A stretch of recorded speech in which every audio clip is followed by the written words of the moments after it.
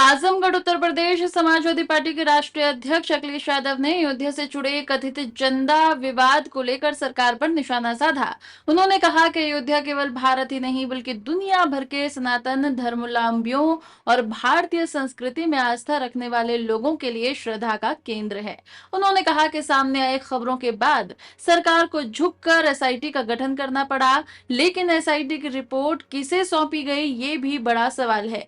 अखिलेश यादव ने कहा कि इस मामले में हो रही कार्रवाई से देश की जनता आहत है और ये बेहद निंदनीय है। देखिए,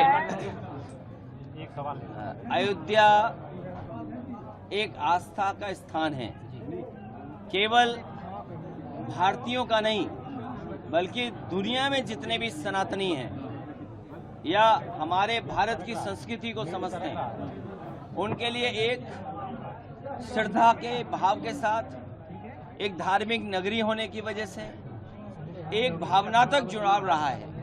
और ये जो खबरें आई हैं और जो जानकारी सूचनाएं मिल गई और सरकार को झुक करके उन्हें एसआईटी बनानी पड़ी और एसआईटी की रिपोर्ट किसको दी गई, ये भी एक प्रश्न चिन्ह है कि एसआईटी बनी और एसआईटी की रिपोर्ट किसको दी गई। और उसके बाद जो कार्रवाई हो रही है, पूरे देश की जनता दुखी है और जो घटना हुई है वो बहुत ही निंदनीय है। अखिलेश जी का कहना है कि कोई फैसला आया है कि ग्राम भाजपा की राजनीति थी कि हिंदू खतरे में है, लेकिन अब 2026 में भगवान भी खतरे में है, क्या कहेंगे? लोगों को पहले भी यही था भावना कि ये धर्म से ज्यादा धन की तरफ ध्यान देते हैं। इनके लिए धन ही धर्म है, धर्म बाद में, पहले धन। और ये जो हुआ है व्यवहार, ये बहुत चिंताजनक है।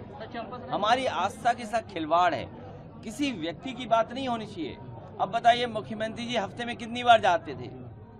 अगर मुख्यमंत्री प्रदेश के वर्ल्ड रिकॉर्ड बना रहे हों अयोध्या जाने का, मुख्यमंत्री जी ये दावा करते हैं कि वर्ल्ड रिकॉर्ड बनाया उन्होंने उस स्थान पे जाने का, लेकिन क्या सूचना तंत्र था? क्या उनकी जानकारी में नहीं था? अगर ये उनकी जानकारी में नहीं था, जो पूरे प्रदेश में भ्रष्टाचार फैला हुआ है, या जिस तरह की महंगाई है, या जिस तरह के आम जनता को इलाज के लिए, दवाई के लिए तहसील में, थाने में जो फेस करना पड़ रहा है, तो मुख्यमंत्री तो खुद ही स्वीकार कर रहे हैं। अगर गिरफ्तारी हुई है और जो सूचना मिल रही है कि इतने लाख रुपए निकले, कभी कंडों में निकले, कुछ ऐसे जेवरात हैं, लोगों ने, सिंधी समाज ने आरोप लगाया कि हमने तो इतनी चांदी की शिला दी थी, या आप मान लीजिए डायमंड दिया था, या गुप्त दान था। तो ये आस्था के साथ जो खिलवाड़ किया है, वो प्रभु श्री राम कभी उन लोगों को माफ नहीं कर सकते।